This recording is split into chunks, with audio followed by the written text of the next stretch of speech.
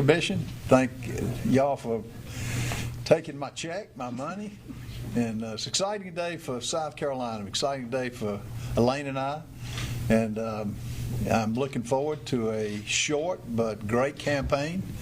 I think it's just a good day for the state, good day for the nation. Look forward to seeing everyone on the road. I think it's sad that Lindsey went as quick as he did. Who would have thought that Lindsey Graham would have not been here? But that being said, it's a process that I welcome, and again, glad to be here. Be glad to take any questions. Congressman, obviously you're just coming off a campaign for governor. Didn't make the runoff in that one, of course, but different ballgame here, different candidates. How do you plan to expand the level of support you had from a statewide run where it was a certain amount of people seem to support you and a number of people seem to support someone else for that position? Sure. One part about running for office, I enjoy the campaign. I really do. You meet good people. It was for a year and a half, and 80,000 people plus came out to support us. And what I will do as senator is take a proven conservative record, which I have. There is no guesswork with me, and try to improve a body that has, and I'm talking about the Senate, which has been a graveyard for good legislation that we've passed in the House. We just have not been able to get anything passed. I want to change that. I want to go to Washington and represent South Carolina, but as well as casting votes that help this state. We have a lot of challenges here. Same challenges that I mentioned on the road when I was running for governor. But I'm excited. We've got endorsements already, and the endorsements are piling up. When you have a Rick Scott from Florida, a Mike Lee, Jim DeMint, Mark Meadows, the sheriffs, we'll roll out a lot of ones that are getting on board with us. But no, it's a different campaign. I mean, we got 16 days, so it's a short campaign. It's different than what Elaine and I, went through before. But I welcome the challenge. I really do. Congressman, you mentioned endorsements. The President has endorsed Senator Lindsey Graham. How should conservative voters make sense of that? How should they vote if the President has endorsed the Senator? Well, I asked for the endorsement. I would love to have had it. But as far as, the voters in South Carolina go pick the next senator. And they will examine all of us. I think we've got 2 debates set up. I hope we have more. I think this is the process that we go through. It's fair to let the people know where we stand. I just happen to have an open record, a proven conservative record. And I look forward to sharing that with the people as I did on the road for governor. And all the candidates will do that. I expect this is going to be a crowded field. But, as I told the press in Washington, competition helps everybody. Whether you run a gas station, a laundromat, competition is what made this country great. And I welcome it. And I welcome sharing my ideas and what my vision is for the state as we move forward. Congressman, what your campaign best fit for South Carolina? The best fit for South Carolina is the fact that there's no guesswork with me. I want everybody to examine what Ralph Norman has done. My whole political career. This country is in trouble. The socialists that are taking over this country in other states, New York, Virginia, California, guess where they're coming? South Carolina. I want to keep it the freest state in the union. I want to make it business friendly. We've got to address the affordability crisis. But above that, we have got to pass this Save America, which is verification that you are who you say you are when you go in the ballot box to elect our representatives. The fact that we're having to battle that is amazing, but I will be a vocal voice to get that passed. President Trump's America First, which should be everybody's goal, which is secure our borders, which is enforce law enforcement, which is increase our military, be safe and secure. And above all, we've got to get the financial house in order. When your interest that you're paying on the debt exceeds your what we're paying for the military, it's not right. 40 trillion in debt? No. We're going to face that, and I'll be a vocal for conservatism. That's why I'm the best.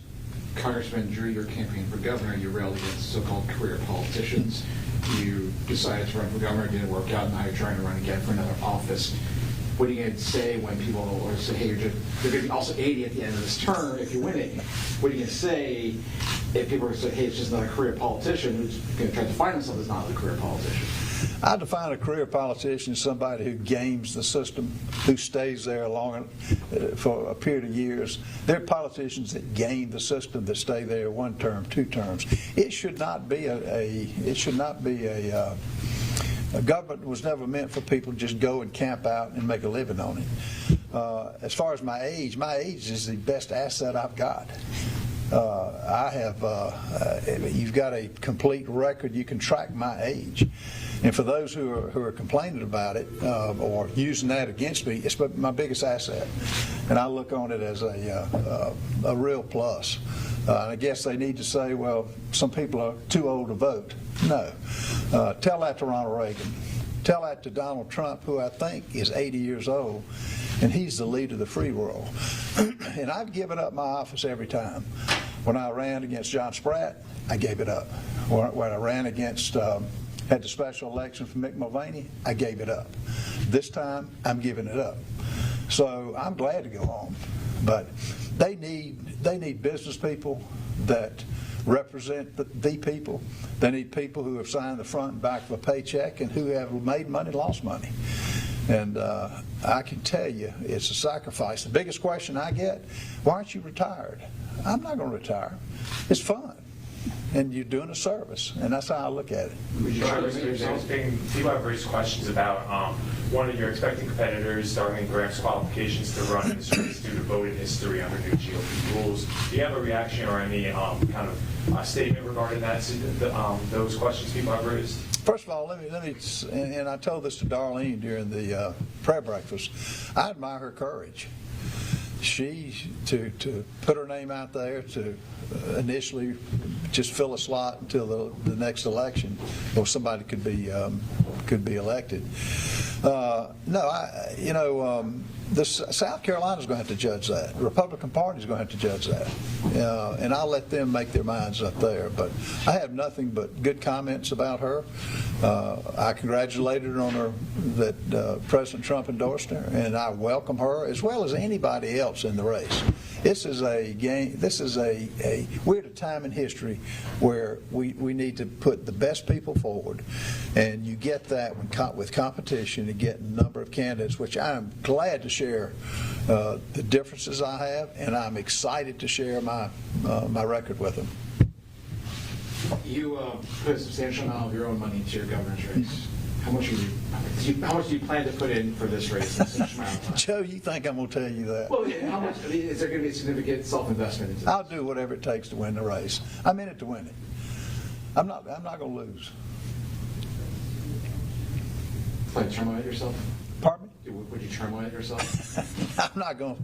Look, the press, the thing about Joe Biden, if there's ever a case example of somebody that should have gotten out, he didn't know where he was.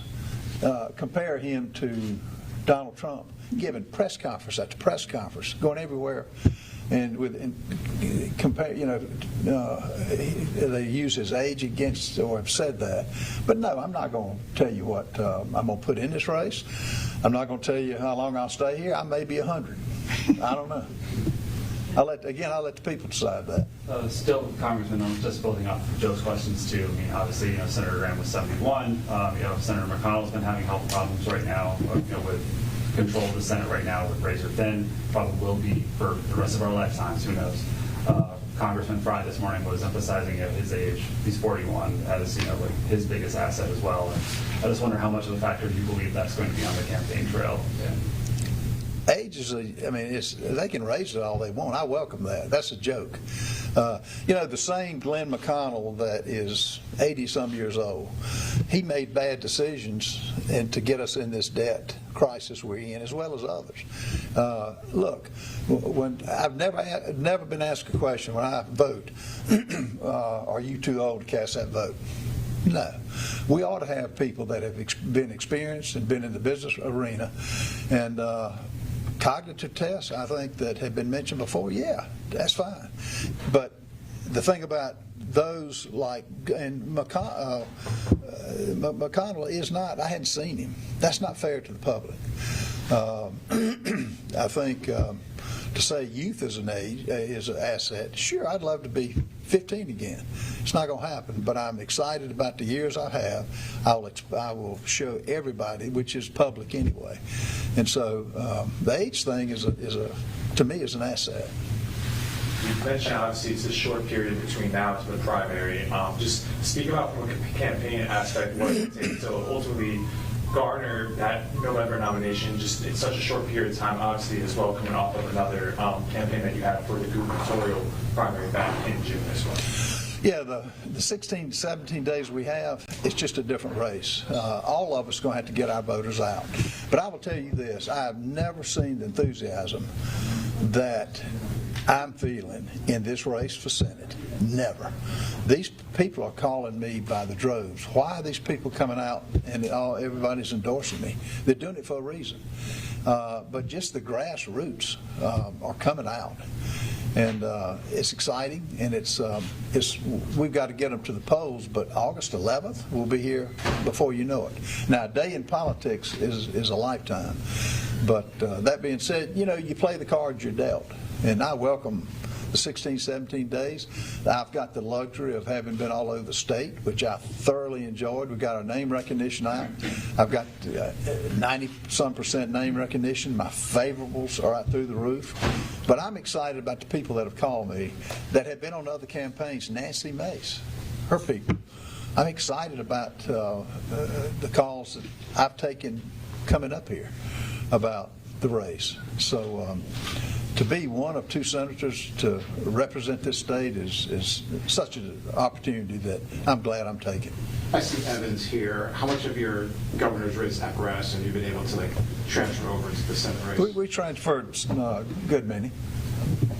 As far as the initial raise too, Brian mentioned having $500,000 to go. There's already $900,000 in independent expenditures committed to supporting Darlene Graham.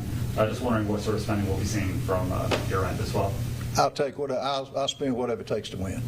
Are we talking millions or hundreds of I'm not going to put a figure on it. I like to say it's going to take 100,000. It's going to take more than that. But money's not going to win this race. I can't compete with that. I really can't. I mean, people think I can, but I'll do whatever it takes to win it and get our message out, and then we'll let the people decide. I think South Carolinians are smart enough and they're dialed in enough now to understand the issues. They'll understand what each of us say, and they'll have a chance to on August 11th to make that selection. Elaine, you're excited to do this one more round? Pardon me? Is Elaine excited to do this one more round?